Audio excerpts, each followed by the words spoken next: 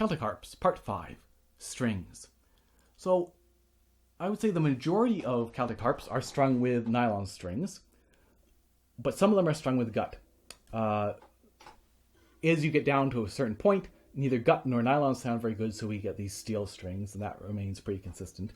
I would avoid the nylon wrapped strings, kind of like this has on the bottom. I think they just don't sound that great. So as you get lower, you do want the wire strings. But in terms of nylon versus gut, it's both a sound issue and an ergonomic issue. So as far as sound goes, they're both on the opposite side of the spectrum. The nylon strings will tend to sound brighter, and the gut strings will tend to sound richer. So for me, I prefer the gut sound, but both can sound good. And then ergonomically, nylon requires less tension. So the tension on the strings tends to be less, and that can mean that it feels easier to play. It feels like we don't have to play quite as hard in order to make a sound, to create a sound. On the other hand, with the gut strings, so this is gut and this is nylon, by the way.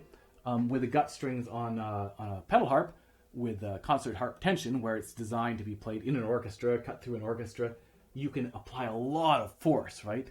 I guess you can't really see, sorry. But I can really put a lot of pressure on these strings. Whereas here, I might feel like I'm just going to rip them out of the soundboard, right? Can't apply quite the same amount of pressure. So I love the tactile feel of the gut strings at the concert tension. But that's me. For many people, it will be nice to have that lower tension on the harp with the nylon strings. And in particular, of course, if you're dealing with, arthritis or something like that, then having nylon strings is going to be perfect, because you certainly can do a nice big full motion, but you'll be able to produce the sound even with a small motion. And again, this isn't designed to be heard through an orchestra, and in concert situations, often people will mic their lever harps, their folk harps. Anyway, just some thoughts both on ergonomics and on sound. And then the final thing to be aware of is that the gut strings, of course, are more expensive. They're quite a bit more expensive. They're more expensive initially, right? Several times more expensive than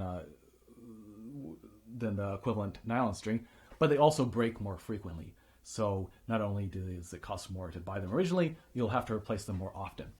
To me, right, that's worth it. I love the sound of gut. I have gut all the way up. Some people have nylon in their top octave in the lever pedal harp, or even nylon in the top 2 octaves.